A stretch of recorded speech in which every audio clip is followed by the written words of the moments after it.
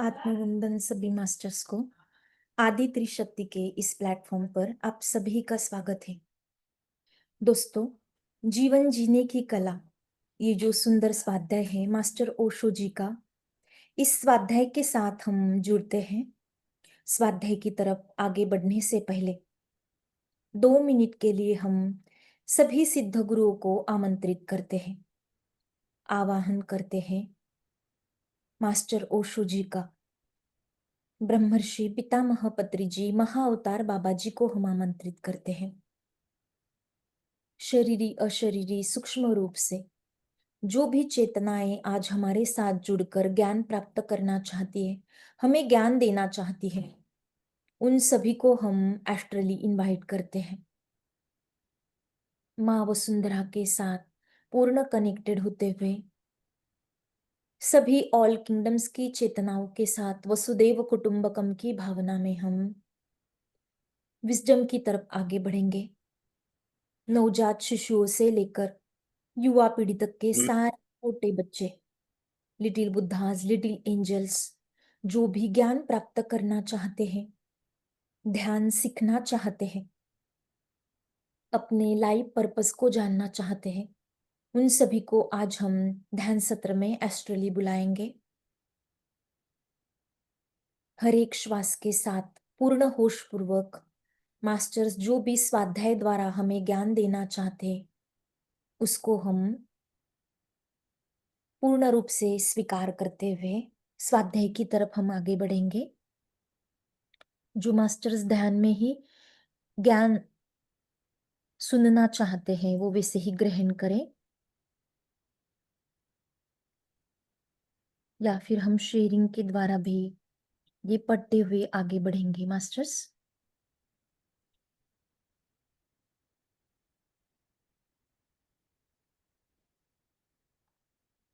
पिछले सेशन में मास्टर सीमा जी ने जो हमें स्वाध्याय बताया था, उसके आगे हम लेंगे। पिछले महायुद्ध में 5 करोड़ लोगों की हत्या हुई। 5 करोड़ लोग छोटी संख्या नहीं है। दोनों पिछले युद्धों में मिलाकर 10 करोड़ लोग मारे गए। शायद हमें ख्याल भी नहीं है कि इन 10 करोड़ लोगों की हत्या करने में हमारा भी हाथ है। हम जो यहाँ बैठे हैं, हम जिम्मेवार हैं। कोई भी मनुष्य इस जिम्मेवारी और उत्तरदायित्व से बच नहीं सकता। जो भी जमीन पर हो रहा है, उस सब में हमारे हाथ है। 2 महायुद्ध हमारे भीतर से पैदा हुए हैं और हमने इतनी बड़ी हत्या की, और अब तो हमारी तैयारी बहुत बड़ी है। मैं उस तैयारी के संबंध में भी 2 शब्द कहना चाहूंगा। 1945 में हिरोशिमा और नागासाकी पर 2 अणुबम गिराए गए। वे बहुत घातक थे। 1 लाख के करीब उन अणुबमों के गिराने से नष्ट हुए। करीब करीब 1 लाख लोग जिनका नुकसान हुआ था। दोस्तों, इधर 20 वर्षों में बहुत विकास हुआ, और हिरोशिमा पर जो बम गिराया गया था, बच्चों के खिलौने से ज्यादा नहीं है। अब अब हमारे पास उससे बहुत शक्तिशाली बम है। ऐसे उज्जैन बम कोई 40,000 वर्ग मील घेरे के समस्त जीवन को नष्ट कर सकता है, और ऐसे उज्जैन बमों की संख्या हमारे पास में 1960 में 50,000 थी। निश्चित ही 6 वर्षों में यह संख्या और बहुत ज्यादा बढ़ गई होगी। हम रुके नहीं हैं। 50,000 उद्जन बम क्या अर्थ रखते हैं? शायद आपको ख्याल न हो, यह जमीन बहुत बड़ी है। 50,000 उज्जैन बमों को नष्ट करने के लिए यह जमीन बहुत छोटी है। इस तरह की 7 जमीनों हो तो 50,000 उज्जैन बम उन्हें नष्ट कर सकेंगे। अभी आदमी की संख्या कोई 3 अरब है। 21 अरब आदमियों को मारने के लिए हमारे पास व्यवस्था है। यह थोड़े हैरानी की बात है कि इतनी बड़ी व्यवस्था से हम क्या करेंगे। शायद यह डर हो कि कोई आदमी मरने से बच जाए तो उसे दोबारा मारा जा सके, तीसरी बार मारा जा सके या 7 बार मारा जा सके। हालांकि भगवान का कुछ ऐसा इंतजाम है कि एक आदमी एक ही बार में मर जाता है, लेकिन फिर भी 7 बार मरने का हमने इंतजाम कर रखा है कि कोई बच जाए, कोई अपवाद हो जाए। तो व्यवस्था पूरी होनी जरूरी है। यह 50,000 उज्जैन बस किसी भी दिन किसी भी एक पागल राजनीति तज्ञ के दिमाग में खराबी आ जाने से खतरा बन सकते हैं। कोई एक आदमी का दिमाग खराब हो जाए तो सारी मनुष्य जाति नष्ट हो सकती है। और जैसे हमारे दिमाग है, हम करीब करीब वैसे ही पागल है। इसीलिए पागल होने की कोई बहुत ज्यादा जरूरत नहीं है। आम आदमी इतना अशांत है, इतना दुखी है, इतना परेशान है कि उसके द्वार बहुत डर है कि वह कभी भी युद्ध के खतरे को मोल ले सकता है। हम छोटी छोटी बात पर लड़ने को तैयार हो जाते हैं। बहुत छोटी छोटी बात पर लड़ने को तैयार हो जाते हैं, बहुत छोटी छोटी बातों पर। और हमारे भीतर से हमारा राजनीतिज्ञ भी पैदा हो जाता है। उसकी बुद्धि भी हमसे ज्यादा बड़ी और हमसे श्रेष्ठ नहीं होती है। उसकी आत्मा भी हमसे ज्यादा विकसित नहीं होती है। अक्सर तो यह होता है जो हमसे निम्रतम है वे राजनीति में श्रेष्ठतम हो जाते हैं। और तब तब खतरा भी बढ़ जाता है। राजनीति तज्ञों के हाथ में दुनिया का होना एक ज्वालामुखी के ऊपर जैसे हम बैठे हो ऐसी स्थिति में है। यानी सारे समाज को ये कब ले डूबेगा इसका पता ही नहीं दोस्तों। क्या आपको पता है ट्रूमैन की आज्ञा से हिरोशिमा और नागासाकी में एटम बम गिरा। दूसरे दिन सुबह पत्रकारों ने ट्रूमैन से पूछा, आप रात को ठीक से सो सके? 1 लाख आदमी मर गए थे। स्वाभाविक था कि ट्रूमैन की नींद रात में शराब हुई। रात स्वाभाविक था कि ट्रूमैन की नींद रात में शराब हुई होती। लेकिन ट्रूमैन ने कहा, मैं बहुत आनंद से सोया। सच तो यह है, उसने कहा, इधर 3-4 वर्षों में इतनी शांति से मैं कभी नहीं सोया। 1 लाख आदमियों को मार मार कर अगर हमारे राजनीति तज्ञ शांति से सो सकते हैं तो इन राजनीति तज्ञों के हाथ में पूरी दुनिया का होना शुभ नहीं कहा जा सकता। राजनीति तज्ञ के हाथों में दुनिया हजारों वर्षों से है। और राजनीति बिना युद्ध के न तो जी जी सकती है और नहीं नहीं वो जी सकती है और न जीती है। जिस दिन दुनिया से युद्ध समाप्त होंगे उस दिन राजनीति का भाव भी समाप्त हो जाएगा। इसीलिए यह बहुत स्वाभाविक है कि राजनीति तज्ञ युद्ध को जारी रखे, युद्ध को बनाए रखे, उसे जिंदा रखे। इस संबंध में विचार करना इसीलिए बहुत बहुत आवश्यक हो गया है, क्योंकि पिछले दिनों में राजनीति तज्ञ युद्ध जो नुकसान पहुंचा सकते थे इतने बड़े नहीं थे, लेकिन अब तो वो पूरी मनुष्य जाति को ही नष्ट कर सकते हैं। एक छोटी सी कहानी कहूं और फिर अपनी चर्चा को शुरू करूं। यह कहानी मैंने मुल्क के कोने कोने में कही है। एक बिल्कुल झूठी कहानी है। एक बहुत बड़े महल के बाहर बड़ी भीड़ थी। भीतर कुछ हो रहा था उसे जानने की सैकड़ों बड़ी भीड़ इकट्ठे थे। लेकिन वे साधारण जन नहीं थे। जो बाहर इकट्ठे थे वे स्वर्ग के देवी और देवता थे। और जो महल था वह खुद भगवान का महल था। भीतर वहां कोई बात चली थी जिसको सुनने के लिए सारे लोग उत्सुक थे। उस बात पर बहुत कुछ निर्भर था। मैंने Yes. कहा, Okay. Sorry. Sorry. मास्टर अपना माइक म्यूट कर दीजिएगा प्लीज।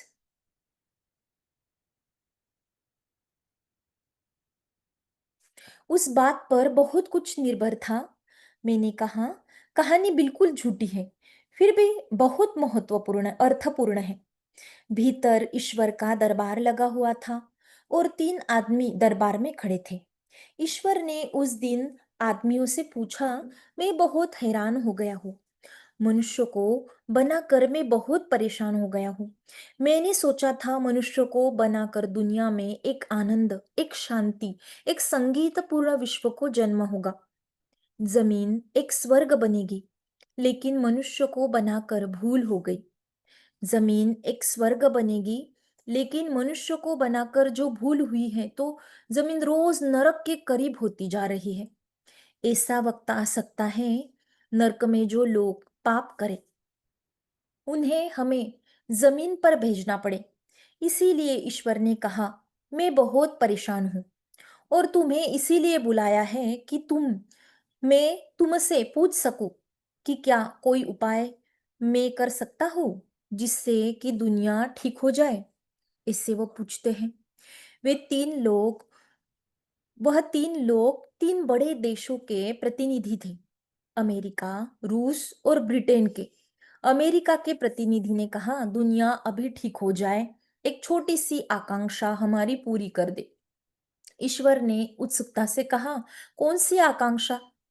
अमेरिका के प्रतिनिधि ने कहा, हे परमात्मा, जमीन तो रहे, लेकिन जमीन पर रूस का कोई निशान न रह जाए। इतनी सी आकांक्षा पूरी हो जाए, फिर और कोई तकलीफ नहीं, फिर और कोई नष्ट नहीं, कष्ट नहीं, फिर सब ठीक हो जाएगा और जैसा चाहा वैसे ही दुनिया हो सकेगी। ईश्वर ने बहुत वरदान दिए थे। ऐसे वरदान देने का उसे कोई मौका नहीं आया था। उसने रूस की तरफ देखा। रूस के प्रतिनिधि ने कहा कि महानुभाव, एक तो हम मानते नहीं कि आप हैं। 1917 के बाद हमने अपने मंदिरों और मस्जिदों और चर्चों से निकलकर आपको बाहर कर दिया, लेकिन हम पुनः आपकी पूजा कर शुरू कर देंगे और फिर आपको मंदिरों में दिए लगाएंगे और फूल चढ़ाएंगे। एक छोटी सी आकांक्षा अगर पूरी हो जाए, तो वही प्रमाण होगा ईश्वर के होने का। ईश्वर ने कहा, उस पर कौन सी आकांक्षा? उसने कहा, हम चाहते हैं कि जमीन का नक्शा तो रहे, लेकिन अमेरिका के लिए कोई रंग न रह जाए। ईश्वर ने हैरानी में बड़ा हैरानी में और घबराकर ब्रिटेन की तरफ देखा। ब्रिटेन के प्रतिनिधि ने कहा, परमपिता, हमारी कोई आकांक्षा नहीं। इन दोनों की आकांक्षाएं एक साथ पूरी हो जाए तो हमारी आकांक्षाएं पूरी हो जाएंगी। यह तो बिल्कुल झूठी कहानी मैंने आपसे कही, लेकिन दुनिया की स्थिति करीब करीब ऐसे ही हो गई है। सारी दुनिया के राजनीति तज्ञ एक दूसरे के विनाश के लिए उत्सुक हैं। सारे दुनिया में लोग एक दूसरे की हत्या के लिए तत्पर हैं। सारी दुनिया की शक्ति, इतनी बड़ी शक्ति जिससे हम जमीन को न मालूम क्या बना सकते थे, जिससे जमीन की सारी दरिद्रता मिट सकती थी, सारी अशिक्षा मिट सकती थी, सारे दुख और बीमारियां मिट सकते थे, जिससे मनुष्य एक अद्भुत रूप से स्वस्थ, शांत और सुखी संसार का निर्माण कर सकता था। वह सारी शक्ति इस बात में लगी है कि हम एक दूसरे को कैसे नष्ट कर दें। वह सारी शक्ति इस बात में लगी है कि एक मनुष्य दूसरे मनुष्य की बात करने में कैसे समर्थ हो जाए। यह कहानी तो झूठी है, लेकिन यह कहानी करीब करीब हमारी दुनिया के संबंध में सच हो रही है। हम सारे लोग विनाश के लिए तत्पर हैं। क्यों? इसका जिम्मा, इसका उत्तरदायित्व किस पर है? और यह सारे राजनीति तज्ञों शांति की बातें करते हैं। यह भी आपको पता होगा, दुनिया के सारे युद्ध शांति के नाम पर हुए हैं। इसीलिए शांति संबंध में भी विचार करना जरूरी है। शांति के लिए भी युद्ध हो सकता है, और जब भी कोई लड़ता है तो शांति के लिए ही लड़ता है।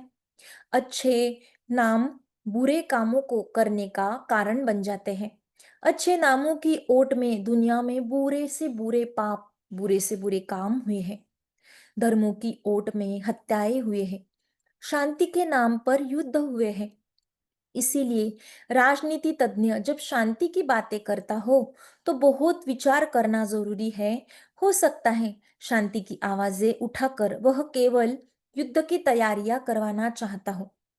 अंत में वह कहेगा, अब तैयार हो जाओ, शांति के लिए लड़ना जरूरी है, शांति की रक्षा के लिए युद्ध आवश्यक हो गया है। यह जो सारे राजनीति की भाषा में सोचने वाले लोग हैं, यदि मनुष्य इस भाषा से, इस वृत्ति से सचेत नहीं होता है तो युद्ध से नहीं बचा जा सकेगा। मेरी दृष्टि में कोई राजनीतिक उपाय स्थायी रूप से शांत विश्व को जन्म देने में असमर्थ है। इसीलिए असमर्थ है कि राजनीति मूलतः आकांक्षा है, एम्बिशन है। जहां राजनीति है वहां दूसरे से आगे निकलने की होड़ है, प्रतिद्वंद्विता है। और जहां आगे निकलने की होड़ है वहां आज नहीं कल युद्ध अवश्य भावी है। जब एक राष्ट्र दूसरे राष्ट्र से आगे निकलना चाहे, एक राष्ट्र से ऊपर निकलना चाहे तो अंत में युद्ध आ जाना स्वाभाविक है। पहले महायुद्ध में हेनरी फोर्ड कुछ मित्रों का एक जत्था लेकर युद्ध की समाप्ति के लिए यूरोप की तरफ आया। अमेरिका ने उसने एक जहाज लिया, कुछ मित्र इकट्ठा किए जो शांतिवादी थे। उस जहाज में उनको लेकर वह यूरोप की तरफ गया ताकि वह शांति की बातें और खबरें पहुंचाई जा सके। शांति का मिशन लेकर वह आया, लेकिन हेनरी फोर्ड जैसे ही जहाज शुरू हुआ पछताने लगा मन में। उससे भूल कर ली थी जिन लोगों को लेकर वह जहाज में चला था शांति के लिए, वे अब आपस में लड़ने लगे। उसमें कई कई तरह के राजनीति तज्ञ थे।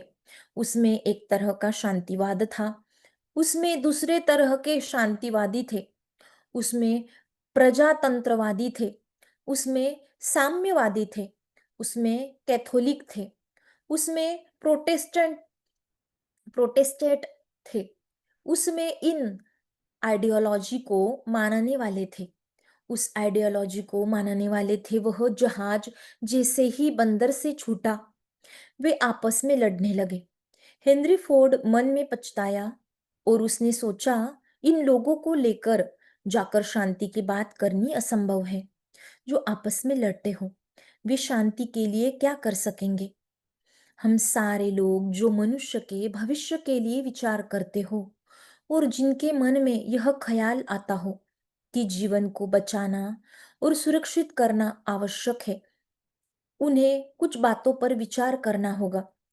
सबसे पहली बात तो यह विचार करनी होगी कि हम जो व्यक्तिगत रूप से छोटी छोटी बातों में लड़ते हैं और संघर्ष करते हैं, कई वही संघर्ष, कई वही लड़ाई अंततः बड़े पैमाने पर राष्ट्रों का युद्ध तो नहीं बन सकती है।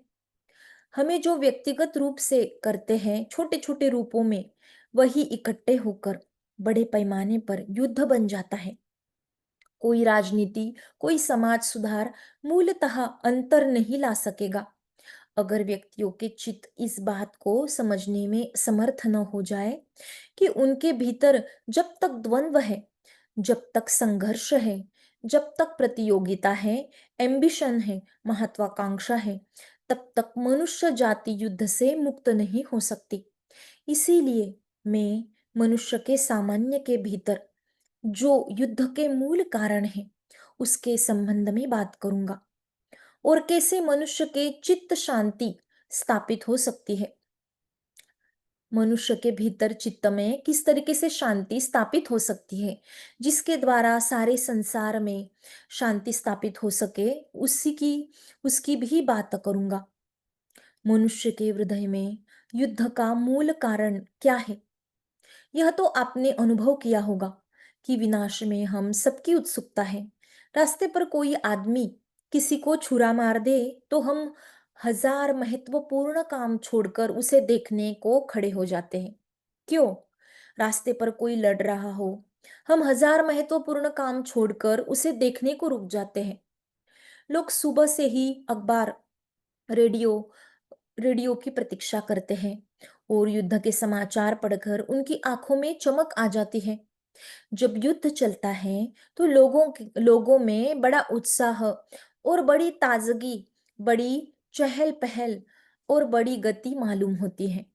उनमें बड़ी जिंदगी मालूम होती है।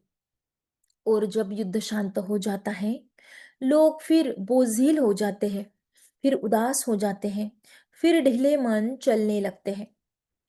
क्या आपको पता है कि जब पहला महायुद्ध हुआ तो मनोवैज्ञानिक बहुत परेशान हुए।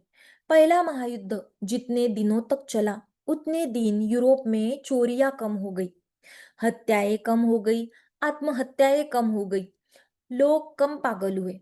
हैरानी की बात है, मनोवैज्ञानिक समझ नहीं पाए कि इसका कारण क्या है। फिर महायुद्ध हुआ तो तब तो और बड़े पैमाने पर यह हुआ। हत्याओं की संख्या एकदम कम हो गई, आत्महत्याओं की संख्या कम हो गई। लोगों ने युद्ध के समय में पागल होना बंद कर दिया। कम लोग पागल हुए। और क्यों? लोग इतने उत्साहित हो गए, लोग इतने आनंदित हो गए कि उन्हें हत्या करने की जरूरत ही नहीं पड़ी, आत्महत्या करने की जरूरत नहीं पड़ी। ऊब और बोर्डम कम हो गई, उदासी कम हो गई, लोग प्रफुल्लित थे। युद्ध ऐसी क्या प्रफ युद्ध ऐसी क्या प्रफुल्लता लाता है? अगर युद्ध इतनी प्रफुल्लता लाता है तो उसका अर्थ है कि हमारे भीतर, हमारे मन में युद्ध की कई चाह होगी। हम कहीं चाहते होंगे, हमारे भीतर कई आकांक्षा होगी कि जिससे युद्ध होता है, पैदा होता है। और अगर सतत सतत युद्ध चलता रहे तो हम बहुत प्रसन्न हो जाएंगे। यह बात अपने ख्याल से आप निकाल दे कि युद्ध से आप उदास हो जाते हैं। आप खुद विचार करें, अभी हिंदुस्तान में चीन और पाकिस्तान की लड़ाइयाँ चली तो आप ख्याल करें, आप ज्यादा प्रसन्न थे, आप ज्यादा प्रफुल्लित थे, आप ज्यादा ताजगी से भरे थे, आप खबरों के लिए बड़े आतुर थे। आपकी जिंदगी में एक रस मालूम हो रहा था। क्यों? कुछ कारण है। जो मनुष्य सामान्य जीवन से उबा हुआ है, वह मनुष्य युद्ध को चाहेगा, हिंसा को चाहेगा, बोर्डम को। हमारे जीवन की है। रोज सुबह से सांझ तक हमारे जीवन में न तो कोई रस है, न तो कोई आनंद है, न तो कोई प्रसन्नता है। जब तक कोई संस सेंसेशनल सेंसेशनल जब तक कोई बहुत तीव्र संवेदना वाली बात न घट जाए, हमारे जीवन में कोई प्रफुल्लता, कोई जिंदगी नहीं आती। बर्नार्ड शॉ से किसी ने पूछा कि किस बात को आप समाचार कहते हैं?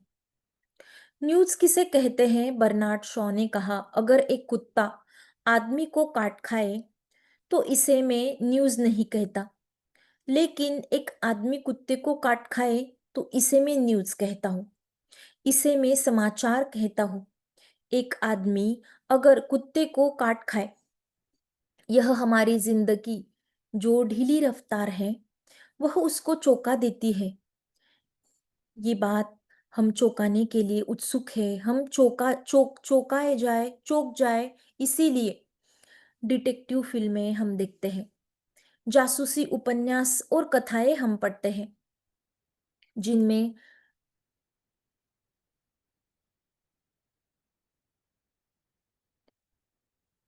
हम डिटेक्टिव किताब पढ़ते हैं, फिल्में देखते हैं, जासूसी उपन्यास और कथाएं पढ़ते हैं, जिनमें हत्याओं का जोर हो।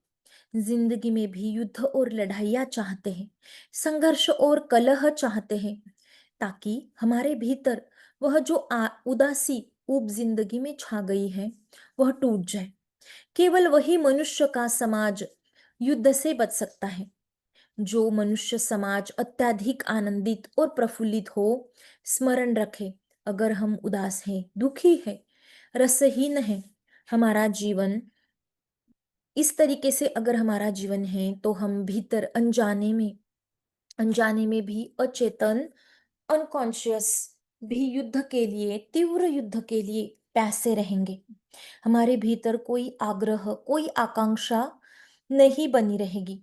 जीवन को चौंका देने वाली कोई बातें हो, कोई भी बात हो जाए, युद्ध सबसे ज्यादा जीवन को चौंका देता है। इसीलिए जीवन में एक लहर आ जाती है, एक गति आ जाती है। इसीलिए सारी मनुष्य जाति बहुत गहरे युद्ध से प्रेम करती है। यह युद्ध की आकांक्षा करती है। अभी हिंदुस्तान में जब चीन और पाकिस्तान से उपद्रव चला तो आपने देखा, हिंदुस्तान भर में कविताएं लिखी जाने लगी, आंखों में रौनक और चेतना आ गई। कैसे पागलपन है, कैसा पागलपन है, हम कितने उत्साहित हो गए। हमारा नेता कितने जोर से बोलने लगा और हमारी हमारी तालियां कितनी जोर जोर से पिटने लगी, और हमारे प्राणों में जैसे गति एक और कंपन आ गया। ऐसा लगा जैसे सब मुर्दे जाग गए। यह सारी की सारी स्थिति यह बताती है कि सामान्य जीवन हमारा बहुत दुखी और पीड़ित है। और यह भी स्मरण रखे, अगर सामान्य रूपेण हम दुखी हैं, तो जो आदमी दुखी होता है वह आदमी दूसरे को दुख देने में आनंद अनुभव करता है। इसे मैं फिर से दोहराता हूँ, जो आदमी दुखी होता है, हम दूसरों को दुख देने में आनंद अनुभव करते हैं। जो आदमी आनंदित होता है वो दूसरे को आनंद देने में अनुभव करता है। जो हमारे पास होता है उस पे निर्भर होता है हम दूसरे के साथ क्या करेंगे। क्योंकि हम सारे लोग दुखी हैं, इसीलिए हमारे जीवन में एक सुख ही है कि हम किसी दुख को दे। इसीलिए हमारे जीवन में एक ही सुख है, एक ही सुख है कि हम किसी को दुख दे पाए। इसीलिए जब भी हम किसी को दुख देते हैं, सताते हैं, परेशान करते हैं, तो हमें सुख मिलता है। एक मुसलमान फकीर था, बायजीद। वह बहुत परेशान था इस बात से कि ईश्वर ने नर्क बनाया ही क्यों। उसे यह परेशानी थी कि ईश्वर ईश्वर जो दयालु है, उसने भी नरक क्यों बनाया। उसने एक रात ईश्वर से प्रार्थना की, मैं तो समझने में असमर्थ हूँ, अगर तू ही मुझे बता सके कि तू नरक क्यों बनाया, इतना बुरा नरक क्यों बनाया है। वह रात सोया, उसे एक सपना आया। निरंतर सोचने का कारण ही वह सपना उसे आया होगा। उसने सपना देखा वह स्वर्ग में आया है, वह चारों तरफ संगीत ही संगीत है, आनंद ही आनंद है। वह दरख्तों के ऊपर सुंदर फूल है, वहां चारों तरफ सुगंध और लोग बड़े स्वस्थ हैं। जब जब पहुंचा तो स्वर्ग के लोग भोजन कर रहे थे, घरों में भोजन चल रहा था। उसने कई घरों में झांक कर देखा। एक बात से वह बहुत परेशान हुआ, लोगों के हाथ बहुत लंबे हैं, लोगों के शरीर तो बहुत छोटे हैं, लेकिन हाथ बहुत लंबे हैं, इसीलिए भोजन करने में उन्हें बड़ी तकलीफ होती है। उठाते हैं तो उनको मुंह तक ले जाने की बड़ी ले जाने में बड़ी अड़चन है। मुंह तक खाना जा ही नहीं पाता, क्योंकि हाथ उनके इतने लंबे थे कि जब वो हाथ उठाते थे मुंह तक वो हाथ जाने में बहुत तकलीफ होती थी। लेकिन फिर लोग स्वस्थ हैं तो वह हैरान हुआ। उसने जाकर देखा, उसने देखा घर घर में लोग एक दूसरे को खाना खिला रहे हैं। खुद तो खा नहीं सकते, उनके हाथ बहुत लंबे हैं, तो एक आदमी दूसरे आदमी को खाना खिला रहा है। फिर वहां से वह नरक गया। नरक में उसने देखा, उसने वहां भी हाथ उतने ही लंबे लंबे हैं। उसने देखा दर दर दरसख्त उतने ही सुंदर है और फूल खिले हैं, वहां भी सुगंध है, वहां भी सब ठीक है, लेकिन लोग बिल्कुल दुर्बल और परेशान और पीड़ित है। वह हैरान हुआ, उसने देखा वह हर आदमी अपना खाना खाने की कोशिश कर रहा है और बगल वाला न खा पाए इसकी कोशिश भी कर रहा है। खुद के हाथ लंबे हैं, इसीलिए खुद के मुंह तक नहीं पहुंचते, इसीलिए कोई आदमी खाना नहीं खा पा रहा है। किसी तरह थोड़ा बहुत खाना पहुंच भी जाए तो दूसरे लोग उसे धक्का दे रहे हैं, इस उसकी वजह से उसके पास खाना नहीं पहुंच पा रहा है। उसने देखा स्वर्ग और नर्क तो बिल्कुल एक जैसे हैं, लोग थोड़े अलग अलग हैं। नर्क में कोई आदमी दूसरे आदमी को सुखी सुखी देखने के लिए उत्सुक नहीं है, हर आदमी दूसरे आदमी को दुख देना चाह रहा है। हम सारे लोग भी एक दूसरे को दुख देना चाह रहे हैं। फोस्डेक का नाम सुना होगा। एक बहुत विचारशील व्यक्ति है। वह एक थियोलॉजिकल कॉलेज में बच्चे को पढ़ा रहा था। वह स्कूल जहां ईसाई मिशनरी तैयार किए जाते हैं, उपदेश के लिए वहां वह कॉलेज में उन लड़कों को पढ़ा रहा था। उसने पढ़ाते वक्त उनको कहा कि तब तुम स्वर्ग का वर्णन करने लगो, तुम कहीं उपदेश करने जाओ और बाइबल में स्वर्ग का वर्णन आ जाए तो तुम प्रसन्नता जाहिर करना, चेहरे पर हंसी लेकर आना, आंखों में ताजगी लेकर आना, रोशनी लेकर आना, एकदम प्रफुल्लित हो जाना, ताकि लोग समझ सके कि स्वर्ग के वर्णन से तुम्हारा हृदय प्रफुल्लित हो गया। एक युवक ने खड़े होकर पूछा, और जब नरक का वर्णन करना पड़े? तो फोस्डेग ने कहा, तुम्हारी जो सूरत है उससे ही काम चल जाएगा, और कुछ सूरत बनाने की कोशिश मत करना। हम सबकी सूरतें जैसी हैं वैसे ही नरक का काम चल जाएगा। उसके लिए कोई और विशेष सूरत बनाने की जरूरत नहीं है। जमीन करीब करीब दुखी, उदास, पीड़ित उस स्थिति में पहुंच गई है कि किसी मनुष्य को भीतर जीवन में न तो कोई रस है, न तो कोई आनंद है। एक ही रस है, वह दूसरे को सताए, दूसरों को परेशान करे। चंगेज दिल्ली आया, उसने आते से 10,000 बच्चों के सिर कटवा दिए और उनके भालों पर लगवाकर जुलूस निकलवाया। आगे लोगों ने पूछा, यह तुम क्या करते हो?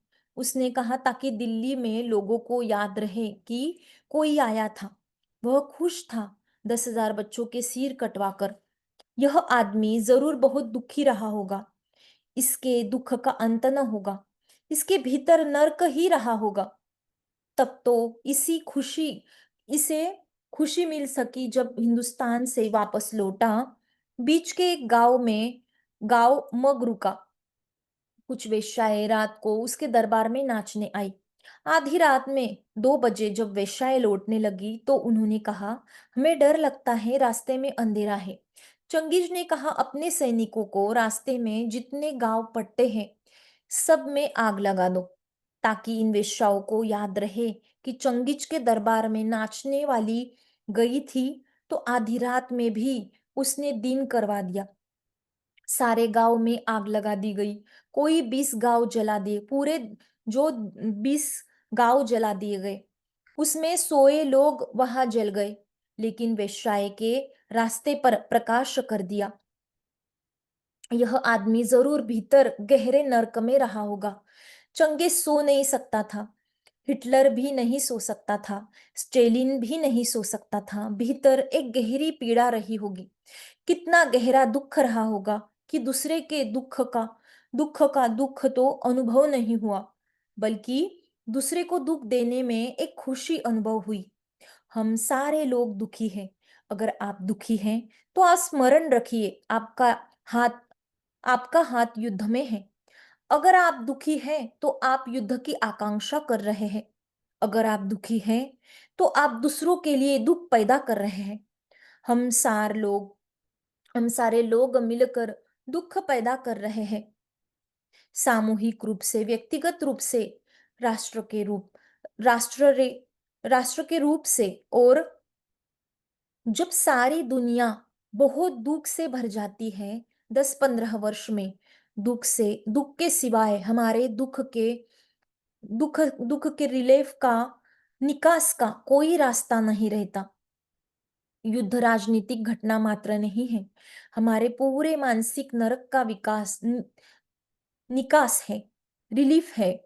जब भीतर बहुत बड़ी पीड़ा इकट्ठा हो जाती है, एक दुख सारी दुनिया में हम पैदा कर देते हैं, पागलपन पैदा कर देते हैं। 10-15 वर्षों के लिए फिर एक हल्की शांति छा जाती है। 10-15 वर्ष में हम फिर इकट्ठे कर लेते हैं। अगर कोई व्यक्ति इस बात के लिए उत्सुक है कि दुनिया में शांति हो और युद्ध न हो, हिंसा न हो, तो सबसे पहले उसे इस बात पर विचार करना होगा कि उसके स्वयं के जीवन में दुख न हो। यह पहली बात है जो मैं आपसे निवेदन करना चाहता हूँ। अगर आप प्रफुल्लित और आनंदित हैं, अगर आप अपने जीवन में 24 घंटे खुशी बिखेर रहे हैं, फूल बिखेर रहे हैं, खुशबू और सुगंध बिखेर रहे हैं, तो आप युद्ध के खिलाफ काम कर रहे हैं। आप एक ऐसी दुनिया के बनाने में काम में लगे हुए हैं जहां युद्ध नहीं हो सकेंगे। अगर दुनिया में अधिक लोग खुश हो तो युद्ध असंभव हो जाएगा। युद्ध को रोकने के लिए कोई रास्ता नहीं है सिवाय कि दुनिया में आनंद की गहरी परतें बिखर जाए। यानी कि हमें अपने ही विचारों के द्वारा जो है पूरी दुनिया में मास्टर्स हम शांति ला सकते हैं। यहाँ पर मास्टर ओशो जी ने हमें अलग अलग उदाहरणों द्वारा इतना सुंदर बातें हमें समझाई। उन सभी को हम अपने भीतर आत्मसात करते हैं और आज का स्वाध्याय जो है इसको यही हम पूर्ण विराम करेंगे और ध्यान की तरफ हम आगे बढ़ते हैं। जिन्होंने भी चश्मे लगाए हुए हैं वो चश्मे निकाल लेंगे। एक आरामदायक स्थिति में हम बैठते हैं। फिंगर्स को इंटरलॉक कर लेते हैं। पैरों को क्रॉस कर सकते हैं या फिर आलथी पालथी भी मार सकते हैं और आंखें बंद कर लेंगे। तीनों लॉक लगाकर हम अपने श्वासों के साथ जुड़कर अगले 30 से 40 मिनट के लिए केवल और केवल अपने भीतर श्वासों के साथ जुड़ेंगे। ना ही कोई सोच, ना ही कोई विचार, केवल और केवल अपनी आती जाती श्वासों के साथ बने रहेंगे।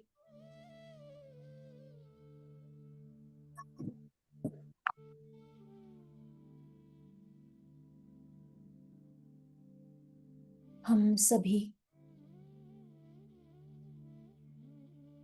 आनापानसती ध्यान करेंगे।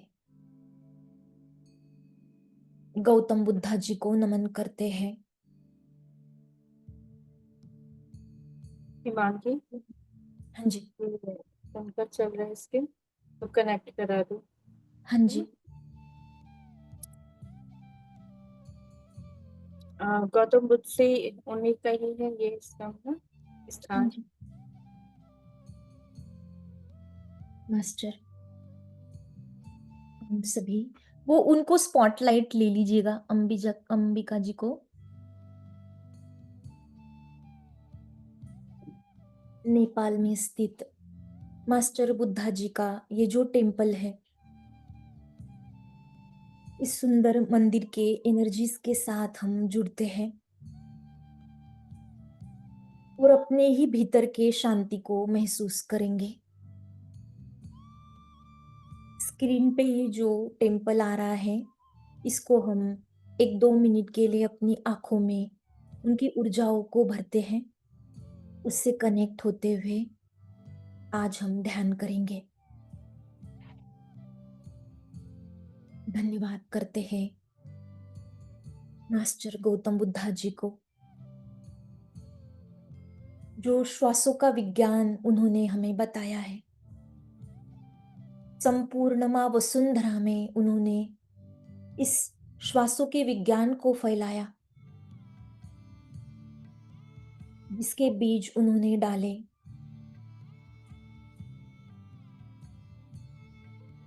जो एक दिव्य भव्य सुंदर जंगल की तरह हरा भरा हुआ यह ध्यान संपूर्ण विश्व में फैला हुआ है। ब्रह्मर्षि पितामह पत्री जी को नमन करेंगे, जिनके द्वारा हम इस आनापान सती ध्यान से जुड़े, जिन्होंने इस ध्यान में पिरामिड की ऊर्जाएं और संगीत ध्यान की ऊर्जाएं जोड़कर इस ध्यान को और ऊर्जावान बनाया। तो चलिए मास्टर्स, इन्हीं ऊर्जाओं के साथ जुड़कर एक दूसरे का हाथ पकड़कर हम एस्ट्रली गोलाकार सर्कल में ये बुद्धा जी का जो सुंदर टेम्पल है, इस टेम्पल में मास्टर बुद्धा जी के साथ, इन ऊर्जाओं के साथ एस्ट्रली गोलाकार सर्कल में बैठ जाते हैं।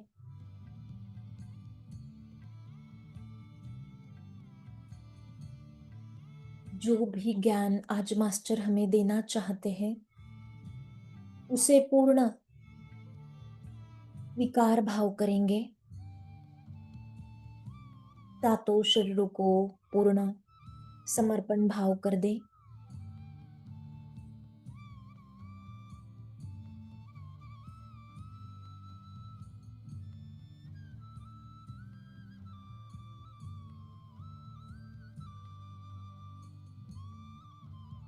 हमारे श्वास रूपी गुरु के साथ बने रहेंगे। ना ही कोई सोच, ना ही कोई विचार। आदि त्रिशक्ति की चेतना से कनेक्टेड होकर ध्यान गंगा की चेतना से कनेक्टेड होकर हम सभी जूम और यूट्यूब से जुड़े हुए सभी ध्यानी ज्ञानी मास्टर्स ग्रुप कॉन्शियसनेस में एक होकर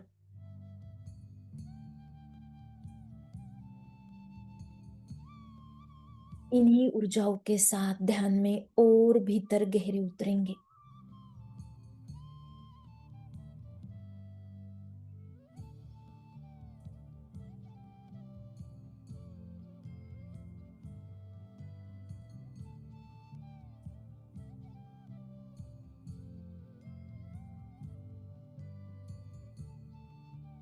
माँ वसुंधरा में स्थित जितने भी पवित्र नदियां हैं, जल सरोवर है, गंगा, यमुना, सरस्वती, सिंधु, तापी, कृष्णा, कावेरी,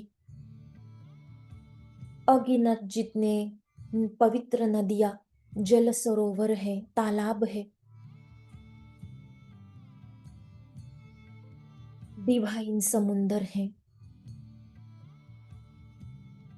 उस संपूर्ण जल तत्व को आज हम ध्यान में एस्ट्रली बुलाते हैं। उनकी ऊर्जाओं के साथ कनेक्टेड होकर आज हमारे भीतर के जल तत्व में हम ऊर्जाएं फैलाते हैं।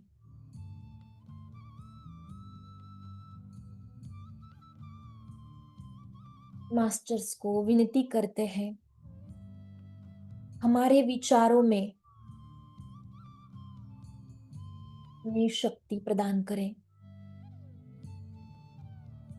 मनसा वाचा कर्मणा द्वारा, अपने भावों द्वारा, अपने विचारों द्वारा जो कुछ भी हम कर रहे हैं और जो कुछ भी हम करेंगे, वो सब कुछ लोक कल्याणकारी हित में ही हो। जाने अनजाने जो भी हमारे द्वारा कर्म कार्य किए जा रहे हैं और किए जाएंगे, उसमें लोक कल्याणकारी हित ही छुपा हो।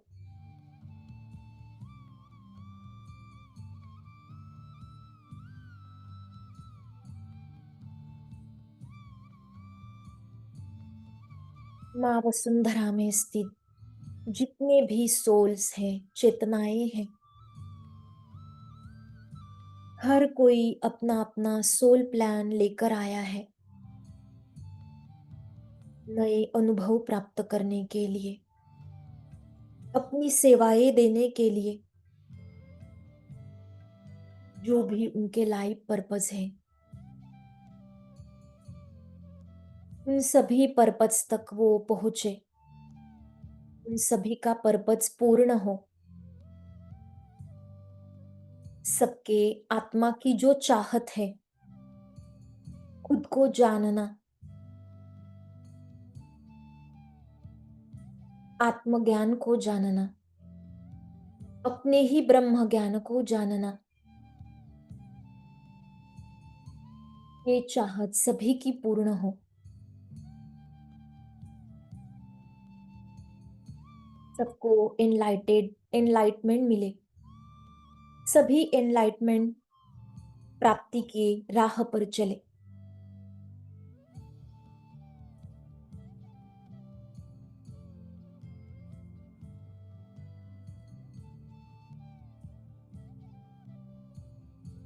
सबकी जो आत्म साक्षात्कार की जर्नी है,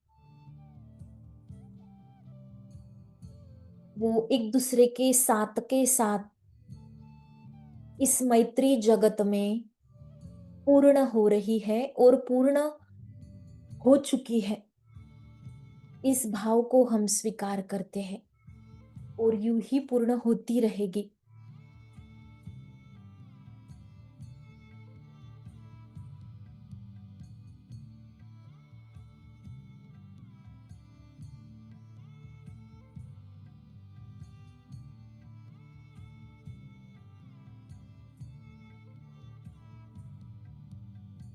हर एक साक्षी पूर्वक श्वास को बंद आंखों से महसूस करते हुए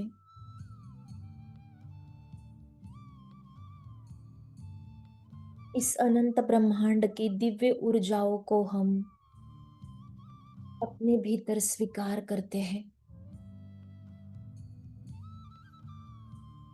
हमारे ब्रह्मरंध्र से आ रहा दिव्य ज्योतिर्मय प्रकाश महामृत्युंजय के तीसरे नेत्र से निकल रही मृत संजीवनी शक्ति की यह गोल्डन लाइट हमारे सहस्त्रार से, ब्रह्मरंध्र से सातों शरीरों में, हर एक कण कण में ऊर्जाएं प्रवाहित कर रही है।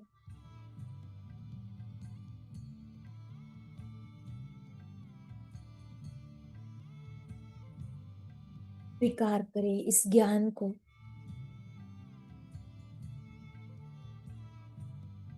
हमारे ही परम पिता परमेश्वर का ज्ञान हर एक नस नाड़ियों में डीएनए तक पहुंच रहा है।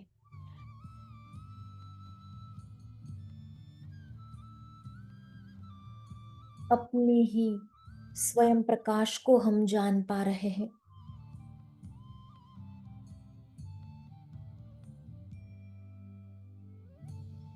कुछ क्षणों के लिए सारे विचारों का त्याग कर फोकस केवल श्वासों पर रखेंगे।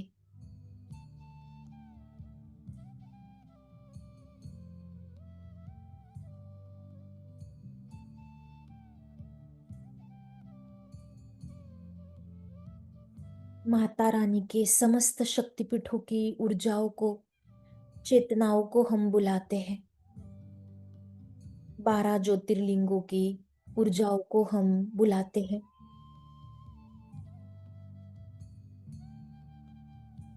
जो भी ज्ञान आज मास्टर्स हमें दे रहे हैं, उसको पूर्ण समर्पण भाव से स्वीकार करें।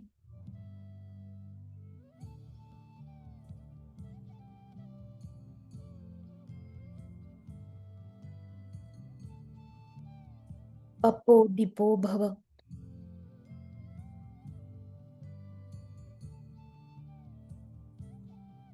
अपने ही स्वयं के प्रकाश से जुड़ना है।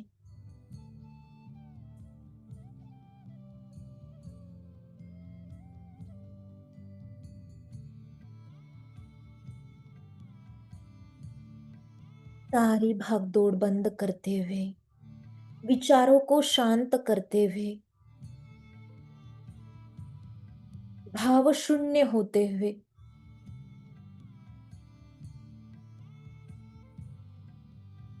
हमारे हृदय में जल रहा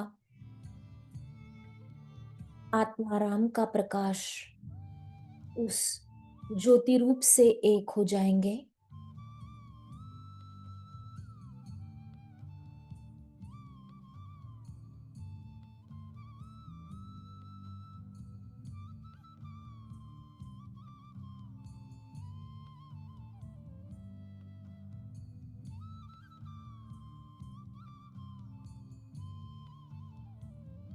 जैसे जैसे हर एक श्वास हम होशपूर्वक महसूस करेंगे और कर रहे हैं, उसी वर्तमान क्षण में चल रहे इन आती जाती श्वासों के साथ जो दिव्य ऊर्जाएं अनुभव हम खुद को अपने भीतर कर पा रहे हैं,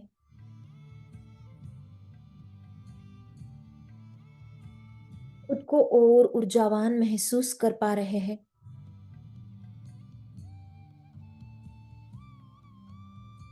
इस अनुभव को स्वीकार करें, विश्वास करें खुद पर।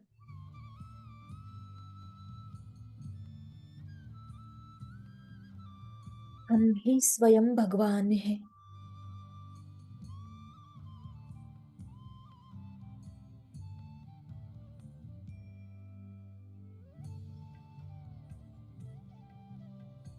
हम स्वयं भगवान हैं।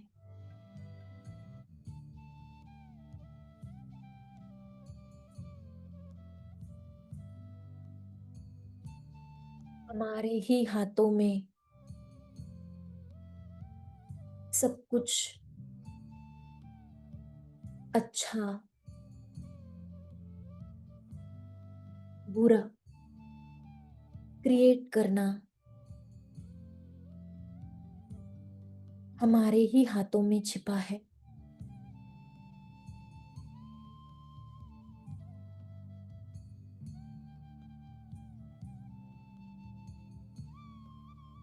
इस ज्ञान को हमें प्रयास के द्वारा, अनुभव के द्वारा दिशा देनी है।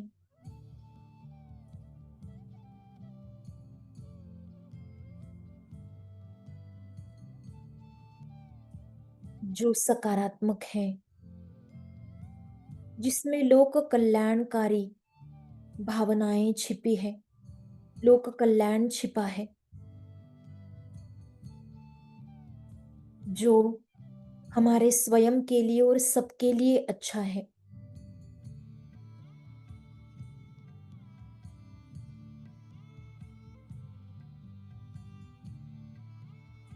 उसी भाव को, उसी विचारों को चुनना है।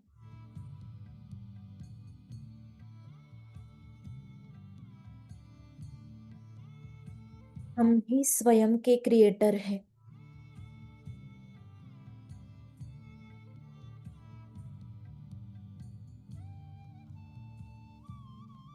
किसी भी चीज की जबरदस्ती प्रयास ना करें, ना ही सकारात्मकता के पीछे दौड़े, ना ही नकारात्मकता के पीछे।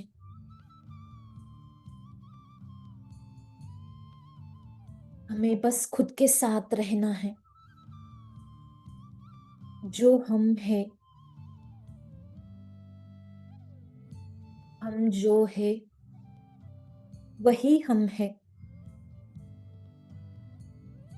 इसी ज्ञान को हमें श्वासों के साथ साक्षी भाव से अपने भीतर लेना है।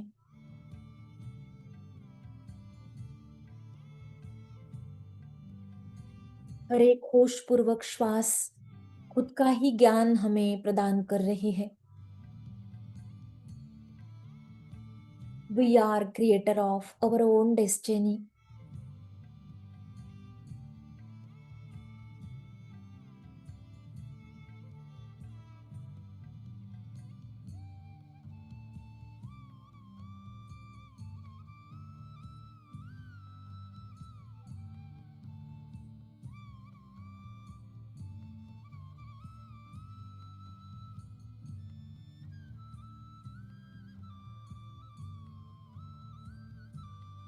इस गुरु रूपी श्वास को नमन करेंगे। श्वास ही हमारा गुरु है। जो ज्ञान हमें ब्रह्मर्षि पितामह पत्री जी ने दिया, उस गुरु को कोटि कोटि नमन।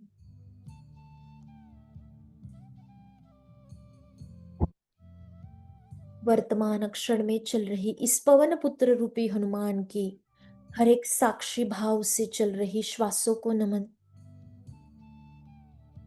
जो हमें गुरु तत्व ज्ञान प्रदान कर रहा है।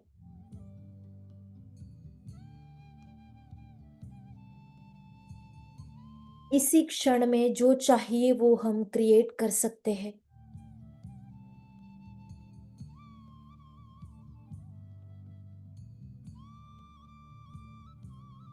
जो भी बदलाव है वो अभी इसी क्षण बदलाव संभव है,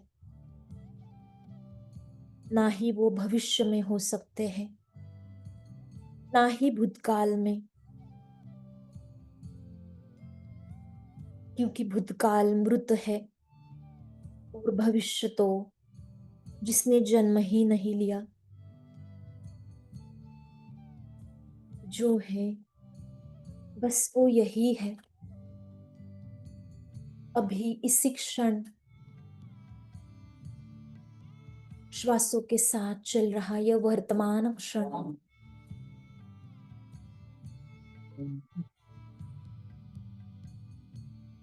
हर पल ऐसे हो जो आखिरी क्षण हो, ऐसे हमें जीना है। यानी 100% ऊर्जाएं आनंद भीतर लेते हुए उस क्षण के आनंदोत्सव को मनाना है। आधा अधूरा क्षण कुछ काम का नहीं,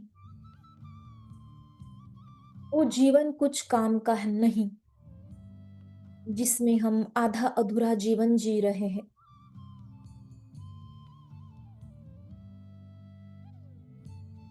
सांसारिकता के साथ साथ आध्यात्मिकता में भी हमें पूरे 100% देते हुए रोज हर पल हर क्षण इस श्वासों के साथ आनंदोत्सव मनाना है।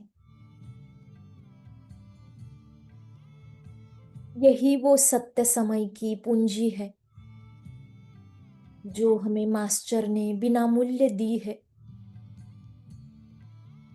जिसके लिए हमें कोई भी पैसे खर्च नहीं करने, ना ही पैसे कमाने की टेंशन है। ये बिना मूल्य ज्ञान डिवाइन श्वासों से भरी हुई अनंत ऊर्जाओं का ज्ञान संपूर्ण यूनिवर्स में बिना मूल्य उपलब्ध है। हमें केवल प्रयास करना है इस क्षण में अपने साथ बैठने का,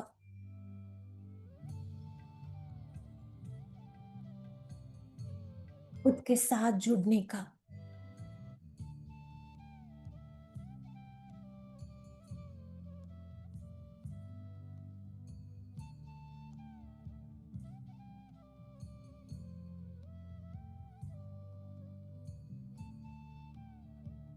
हम सब एक हैं।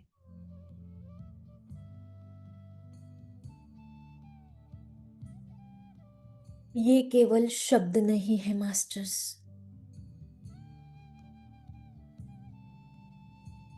इन शब्दों में छिपे हुए जो भाव है,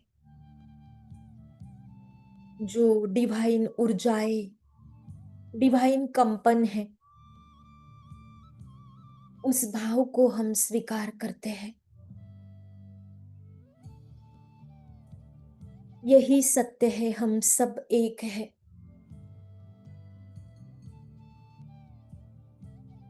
न जाने कितने जन्म युगों युग हम इस धरती पर आ रहे हैं, आए गए चल रहा है। इस जर्नी में हम सब खुद को ही जानने के लिए आए हैं।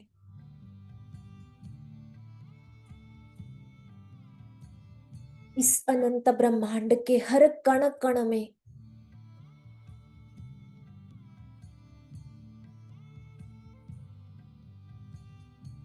जिस भी चीज का, वस्तुओं का अस्तित्व है, सजीव, निर्जीव, चेतन, अचेतन,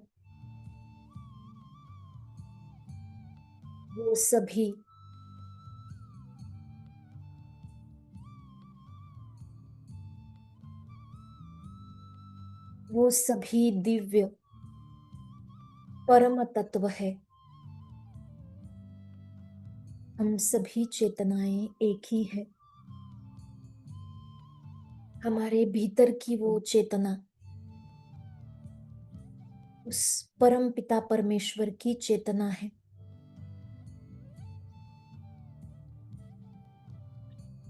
ना ही कम, ना ही ज्यादा। जो वो है वही हम है।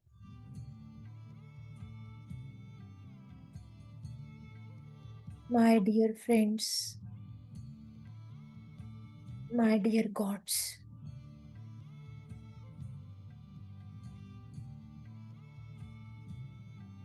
पत्री जी के इन हर एक शब्दों में छिपा ज्ञान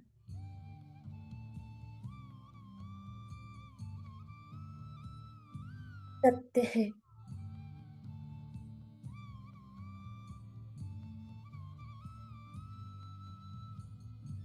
खुद के ही एकत्व का ज्ञान प्राप्त करने के लिए हम सब आए हैं।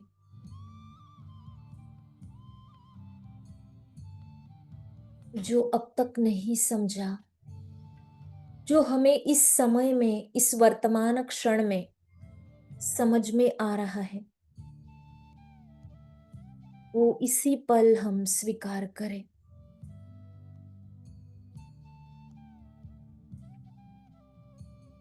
जितनी भी देर हो चुकी, अब देरी ना करें।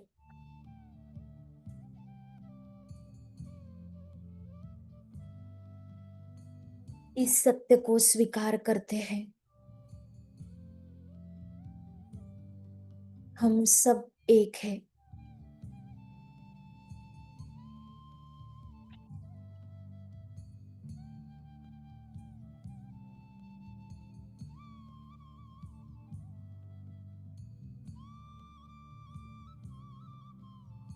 जो मुझ में है वो तुझ में है। सभी में वो एक ही चेतना विराजमान है।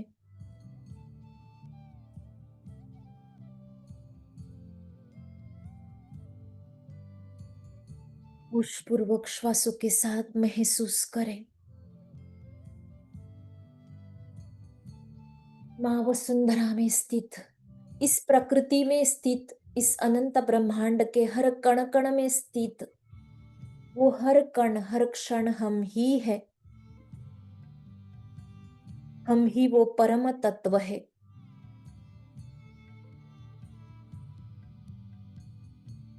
जो पूर्ण ज्ञानी है।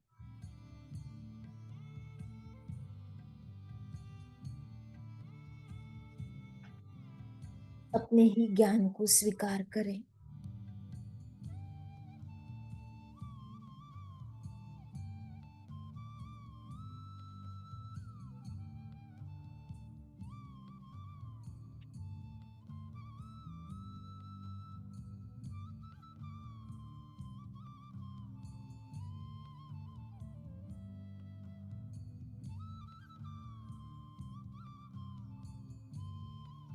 मुझ में राम, तुझ में राम, सब में राम समाया है।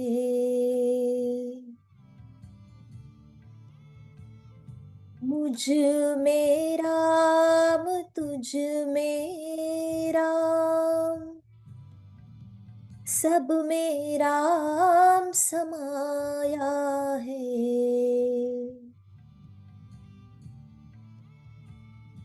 सबसे प्यार तू कर ले बंदे, कोई नहीं पराया है। मुझ में राम, तुझ में राम, सब में राम समाया है, सबसे प्यार तू कर ले बंदे, जग में कोई नहीं पराया है। मुझ में राम, तुझ में राम, सब में राम समाया है, सबसे प्यार तू कर ले बंदे, जग में कोई नहीं पराया है।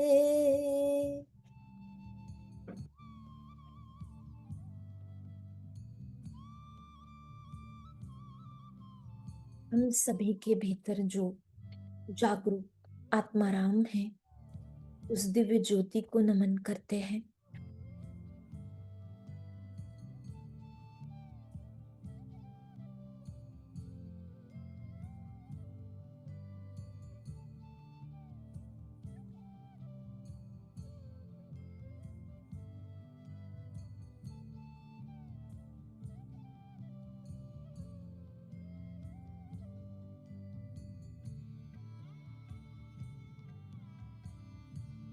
राम राजा, राम राजा, राम राजा, राम,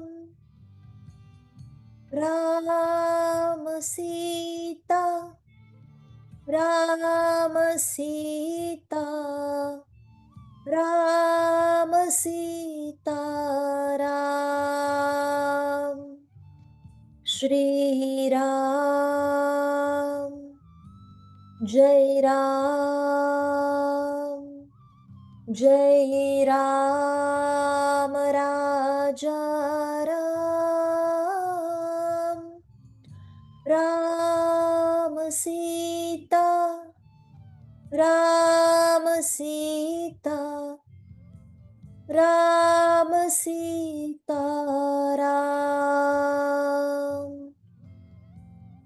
श्री राम, जय राम, जय राम राजा, राम, राम सीता, राम सीता, राम सीता, राम।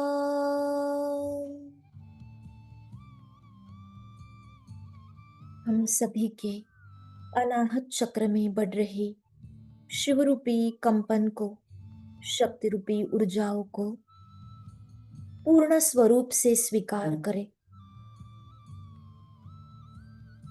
जो भी एक्स्ट्रा एनर्जीज है,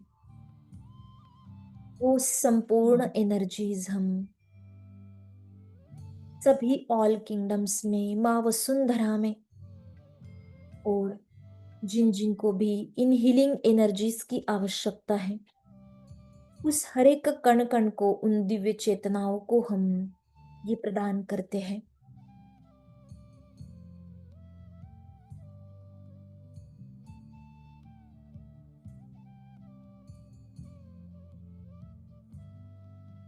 होशपूर्वक श्वासों के आदान प्रदान द्वारा भीतर से बाहर, बाहर से भीतर आने जाने वाली इन कॉस्मिक एनर्जीज को हम संपूर्ण विश्व में लोक कल्याण के लिए समर्पित करते हैं। जिनको भी इनकी आवश्यकता है, वो सभी इसको स्वीकार कर पा रहे हैं।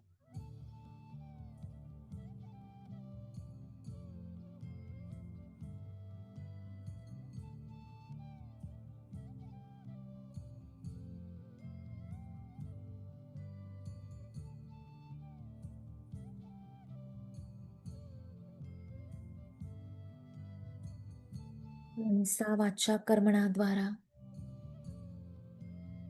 अपने सातों शरीर, बॉडी, माइंड एंड सोल के एक हार्मोनी में हर पल हर क्षण इसी योग की अवस्था में रहते हुए हम यूं ही ध्यान जगत बना रहे हैं। शाकाहार जगत, मैत्री जगत, पिरामिड जगत बना रहे हैं और यूं ही बनाते रहेंगे।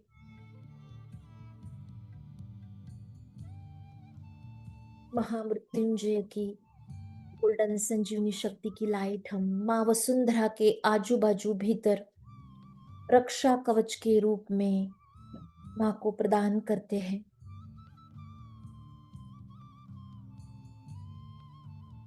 माँ प्रकृति में, माँ वसुंधरा में, इस सृष्टि के हर कण कण में शिव शक्ति की दिव्य ऊर्जाएं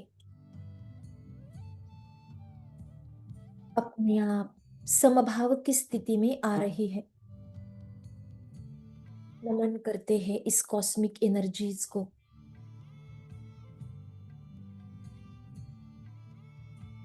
सभी लाइट वर्कर्स को कोटि कोटि धन्यवाद।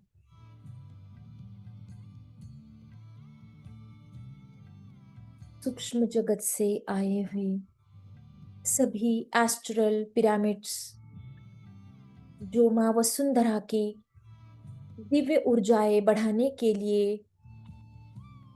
माँ वसुंधरा पर आए हैं। Different type of crop circles, astral pyramids, उन सभी को हम सभी लाइट वर्कर्स के साथ मिलकर, सभी सिद्ध गुरुओं के साथ मिलकर माँ वसुंधरा के हर कोने कोने में जहां जहां ऊर्जाओं की आवश्यकता है वहां पर इन सभी की हम एस्ट्रली स्थापना करते हैं।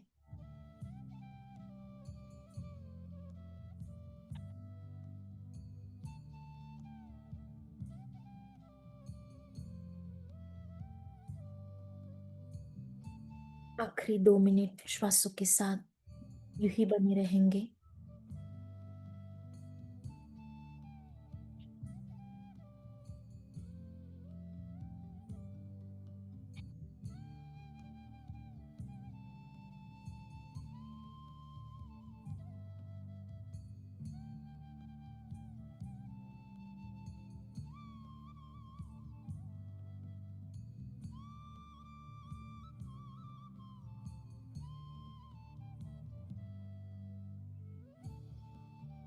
नमन करते हैं हमारे भीतर स्थित जल तत्व को, पंच महाभूतों को नमन। सभी सिद्ध गुरुओं को कोटि कोटि धन्यवाद करेंगे।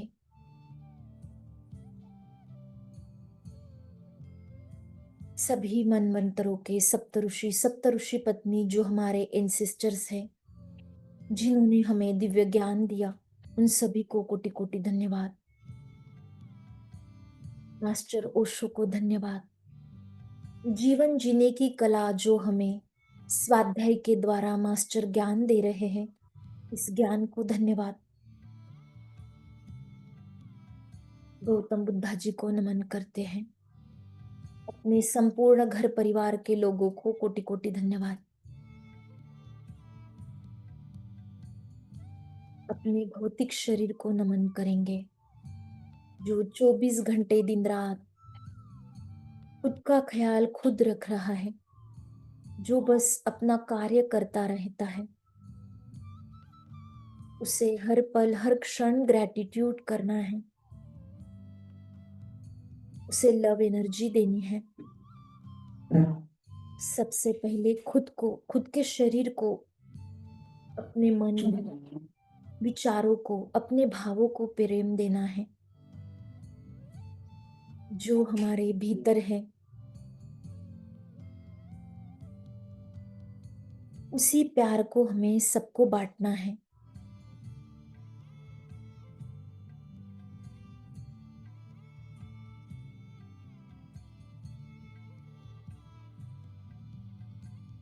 धीरे धीरे हम अपनी भौतिक चेतना में वापस लौटने के लिए तैयार हो रहे हैं मास्टर्स। हाथों पैरों की उंगलियां हिलाते हुए दोनों हथेलियां आंखों पर रख देंगे। 5, 4, 3, 2, 1, 0। आंखें हथेलियों में ही खोलते हुए मधुर मुस्कान के साथ धीरे धीरे हम इस सुंदर ध्यान से बाहर आने के लिए तैयार हो चुके हैं। Thank you very much masters, आज के ध्यान के लिए, आज के ज्ञान के लिए कोटि कोटि धन्यवाद। जो हम रोज इस समय एकत्रित होकर एक दूसरे के साथ समूह ध्यान से माँ वसुंधरा में, संपूर्ण विश्व में अपनी ऊर्जाएं फैलाने में योगदान देते हैं। Thank you very much masters. धीरे धीरे अपनी भौतिक चेतना को महसूस करें। थोड़ा थोड़ा पानी पी लेंगे, अपनी ऊर्जाओं को बैलेंस कर लेते हैं। अगर किसी को शेयरिंग करनी है कर सकते हैं। थैंक यू हिमांशु, बहुत सुंदर। आज के मैसेज तो बहुत अच्छे थे, जो मैंने मतलब पूरे अवेयरनेस में सुनने की इच्छा हो रही थी शायद एक्चुअली पूरा। तो अच्छा लग रहा था और ध्यान बहुत अच्छा हुआ, बहुत गहराई, बहुत एनर्जी थी। और उनसे भी जुड़े जो अंबिका जी ने जोड़ा था, बौद्धनाथ स्तूप नाम है इस स्थान का। तो उनको उनको भी बहुत बहुत धन्यवाद, और आपको भी, मास्टर्स को भी। और जो मैंने यहाँ पर फोटो लगाई है ना मेरे पीछे, तो ये एक्चुअली वहीं का ही है, जहाँ तक मुझे ऐसा लगता है। तो मैं यहाँ पर एक्चुअली मैं पहुंच ही गई थी, तो मैंने देखा कि जो पीछे इनके जो लगे हुए ना नग लगे हैं, तो ऐसे चमक रहे थे, मतलब फील कर रही थी मैं। मतलब मैं देखा, पूरा प्रॉपर देखा, पास में बैठ के थे मैं यहाँ पर ही। तो फिर कनेक्ट हो गए थे, तो बहुत एनर्जी थी। और फिर मैं बाद में फिर ध्यान में और गहराई में आकाश में सभी एनर्जी के साथ, मतलब ग्रुप की एनर्जी के साथ ध्यान किया। आपको जो आज मैसेज मिले उसमें से कुछ शेयर करने जैसे है कि आप हमारे साथ शेयर कर सकते हो। अगर सबके साथ शेयर करने वाले हैं तो कुछ मैसेजेस। मैसेज मैसेज तो मुझे एक मिला था कि जैसे मैं सुन रही थी सारी बातें ना, बहुत अच्छा लग रहा था। और सुन रही थी, गहराई में भी जा रही थी, क्योंकि कुछ ऐसे प्रश्न कभी कहते हैं ना, प्रश्न विचार तो चलते हैं, विचार क्यों नहीं चलेंगे, क्योंकि जो जीवन में देख रहे होते हैं, सुन रहे होते हैं, उस पर तो सोचना पड़ता है कि ऐसा क्यों है, क्यों नहीं है, ऐसा क्यों होना चाहिए। तो ऐसे सोच रही थी, तो वो मन में आ रहा था इनकी बातें। जब भी मैं ओशो की जी की सुनती हूँ तो आते ही हैं, क्योंकि ये सब बातें मेरे मन में बहुत पहले बहुत आती थी, ये सारी चीजें, ये ऐसे क्यों होता है, ऐसे क्या है। तो आज भी मैं सुन रही थी उनकी बातों को, और शांत थी, खाली थी जैसे ना। तो कहते देखो, ये दीक्षा ही समझ लो, तुमने शिक्षा ले ली तो यही दीक्षा है। दीक्षा का भी फायदा क्या जब तुम शिक्षा ना लो। तुमने शिक्षा ली तो यही दीक्षा हो जाती है। तुमने समझा इस बात को, लिया अपने अंदर, तो यही दीक्षा है। तो ये विचार, ये उन्होंने मुझे बात कही। मतलब जो हमने अपने भीतर जो आत्मसात कर लिया वो बात हाँ, सीख कर। वो सीख ली है जो हम ले रहे हैं, तो यही दीक्षा होती है। जरूरी नहीं कि बहुत सारी दीक्षा ली जाए, लेकिन अगर जब हम किसी की बात को मान रहे हैं, सुन रहे हैं, अपने अंदर तक ले रहे हैं उस ज्ञान को, तो वो ज्ञान ही दीक्षा बन जाती है। तो कहती है, तुमने इस बात को लिया तो यही दीक्षा है।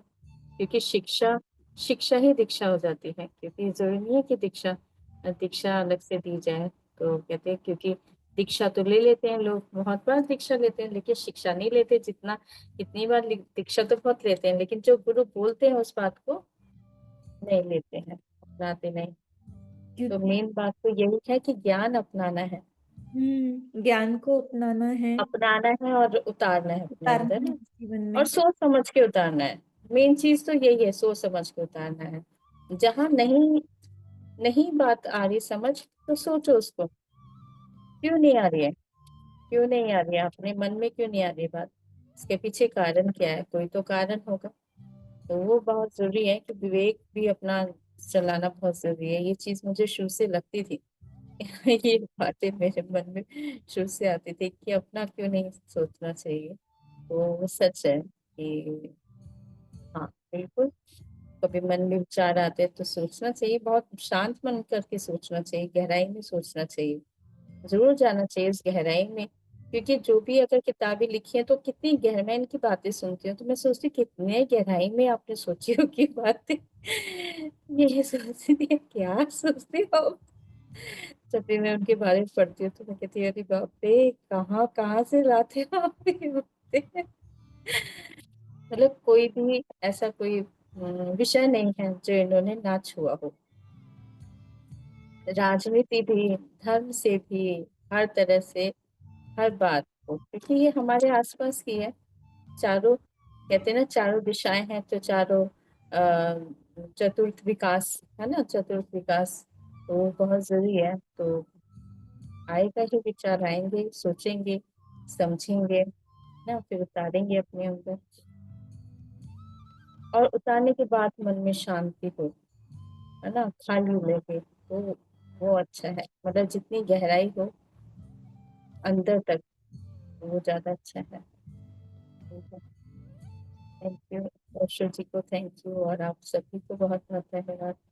Thank you very much. इसीलिए तो पहले कहा करते थे ना कि मतलब गुरु का हर एक वाक्य जो है, तो गुरु वाक्यम परम वाक्यम, उसने एक शब्द एक वाक्य जो कह दिया शिष्य को, तो वो उसके लिए मतलब लक्ष्मण लकीर जैसी है, वो करना है। मतलब उसके पीछे क्या शिष्य का भला छुपा है उसको पता नहीं होता भविष्य में ना। तो वो गुरु वाक्य परम वाक्य ऐसे कहते हैं, वो इसीलिए कहते हैं, उसमें बहुत बड़ा भला छुपा होता है शिष्य का भी और पूरे समाज का भी।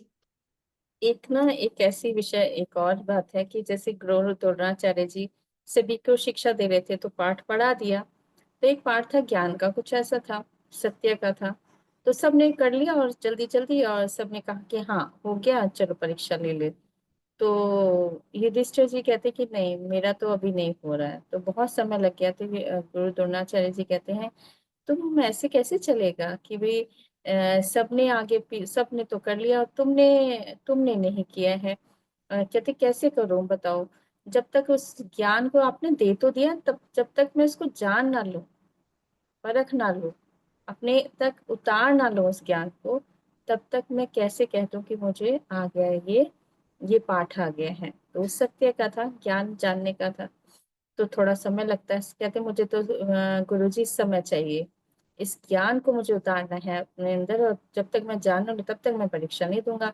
ठीक है, तो कहते फिर सब आगे चले जाएँगे, तुम पीछे रह जाओ। कहते हाँ ठीक है, वो ठीक है, सबको आगे जाने दो, वो उसका मुझे कोई बात नहीं है। लेकिन जब तक मैं उसको जान ना लूँ तब तक मैं कैसे कह दूँ कि मुझे आ गया है ये पाठ। मतलब रटना नहीं है ना? रटना नहीं चाहते थे, वो उतारना चाहते थे। फिर कुछ दिन हो जाते हैं और फिर कहते हैं कि हाँ, मेरा ये हो गया है, मैंने ये विषय जान लिया गुरुजी, ये सत्य को मैंने जाना है मैंने। मैं ये नहीं कह रहा हूँ कि मैं पूरी तरह से आ गया है मेरे अंदर, कहते नहीं, मैंने अब ये जान लिया है कि ये सत्य क्या है। तो गुरु द्रोणाचार्य जी कहते हैं, युधिष्ठिर, तुमने जान लिया है ना, तो अब मेरे पास अब कुछ रहा ही नहीं तुम्हें बताने के लिए। तुमने यही जान लिया, जिसने ये जान लिया अब तो मेरे पास कुछ है ही नहीं। तुमने सत्य को जाना है। तो ये है कि अपने अंदर उतारो, उसको जानना बहुत आवश्यक है, जो भी कोई ज्ञान दिया जाता है। जैसे ना एक वीडियो, कुछ वीडियो में मैंने बहुत मतलब महीनों पहले सुना था। उसमें ऐसे था ना कि जैसे हमारा जन्म होता है हर बार ना, तो कुछ शिक्षाएं हम हमारे साथ लेकर आते हैं कुछ। हुँ, जैसे मानो एक उदाहरण है, किसी को गुस्से पे विजय पाना है, मतलब गुस्सा नहीं करना है, तो वो इस तरीके से सिचुएशंस लेकर आएंगे कि उसमें वो बैलेंस रहे, गुस्सा ना करे। तो वो अगर वो जो सब्जेक्ट दिया गया है उसको, उसमें अगर वो पास नहीं हो रहा है, तो वही शिक्षा पाने के लिए उसको फिर से हाँ, आगे वही फिर से सिचुएशन और वही ये मिलेंगी। और जब वो पास हाँ, हो जाता है, तब वो गुस्से वाला पॉइंट निकल गया, फिर और नहीं शिक्षा। हाँ, वो कहते हैं कि ना मुक्ति चाहिए, कहते हैं मुक्त तब मिलता है जब ये सारी चीज़ों से वो ऊपर उतर जाता है, तब छोड़ देता है, मुक्त हो जाता है, तब इन सभी को और जब तक नहीं मुक्त होता है तब तक दोबारा आना पड़ता है। तो कहते हैं यही मुक्ति है और कोई मुक्ति यहीं पर मुक्ति है। कुछ लोग सोचते हैं बाद में मुक्ति, नहीं वो मुक्ति नहीं मिलती है, वो तो आना पड़ेगा दोबारा। लेकिन पहले ये जो 5 कहते 5 ये काम, क्रोध, ईर्ष्या, लोभ है ना, ये सारा जो भी है कुछ रह जाता है। तो फिर कहते हैं अभी तो रह गया मेरा, अभी तो मैंने सीखा ही नहीं है। सीखने के चक्कर में फिर चक्कर ही चक्कर लगते हैं। हुँ, तो वही है, इसलिए कहा जाता है कि यहीं पर रहो और जितना जिस चीज़ को हम कोशिश करते हैं कि ये मेरे को ठीक करना है, तो वो उतना ही वही विषय आएगा तुम्हारे पास, सामने जानबूझ के आएगा। तुम्हें सीखना है ना, सीखो, सीखो, डेली सीखो। तो ये भी समझ आ रहा होता है, हम ध्यान में आते हैं, हम समझ आ रहा होता है कि यही तो हम सीखना चाहते हैं, तो इसी के लिए है। तो ये है, ये पाठशाला है ना, ये पाठशाला में आए ना, आगे कैसे बढ़ जाएँगे? आगे यही है। Thank you. तो कंक्लूड करें क्या? थैंक यू मोनिशा जी, संपदा जी।